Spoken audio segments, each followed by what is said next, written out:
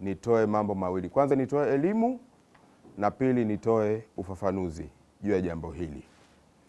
Hilo jambo la kwanza. La pili, katika elimu na ufafanuzi ninaotoa nitajikita zaidi kwenye utaalamu. Nitatoa elimu na ufafanuzi wa kitaalamu zaidi.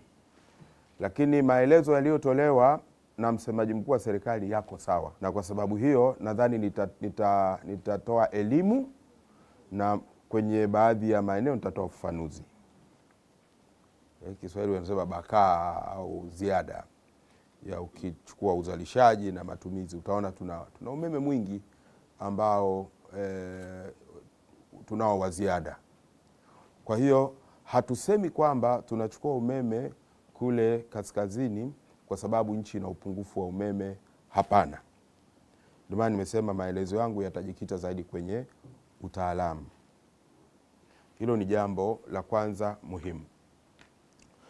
Pili, umeme tunaozungumza kwamba tunataka kuchukua katika mkoa wa Arusha ni umeme kidogo sana. Yaani umeme tunaosema tunataka kuuingiza Arusha kutoka nje sio mwingi, ni kidogo, ni megawati 100. Kumbuka nimesema uzalishaji wetu ni megawati ngapi? 3796, karibu 4000. Lakini tunataka kuingiza pale Arusha ni megawati 100 tu. Umeme tunataka kuingiza Arusha ungekuwa wenyewe tu usingetosha mahitaji ya Arusha, au rather mahitaji ya kanda ya kaskazini. Mahitaji ya kanda ya kaskazini ni karibu megawati 300. Changamoto kubwa iliyoko kule ni ya voltage. Voltage zinashuka. Kwa hiyo voltage zinakuwa chini kuliko zinavyopaswa. Ni kwamba umeme upo lakini voltage iko ndogo.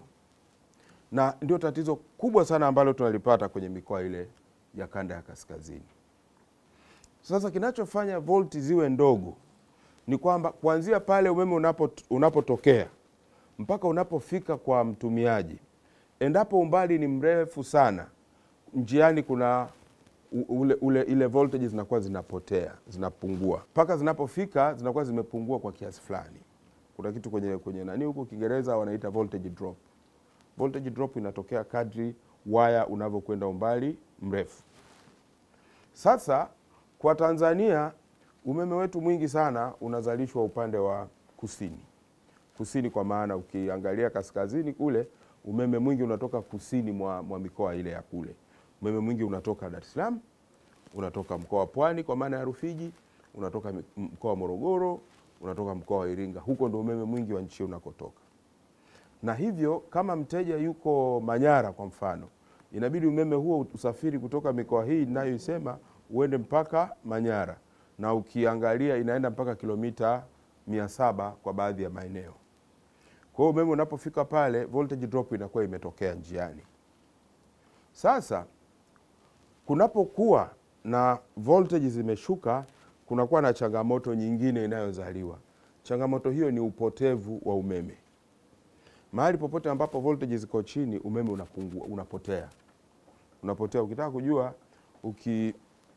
ukituma megawati 100 kutokea hapo ulipo utuma, kama ni Dar es Salaam au ni wapi, tuseme ni kutokea pale Chalinze, ukaachia megawati 100 zielekee Arusha au zielekee Manyara au Kilimanjaro, zitakazoenda kufika kule zitakuwa ni pungufu ya 100, zitapotea njiani.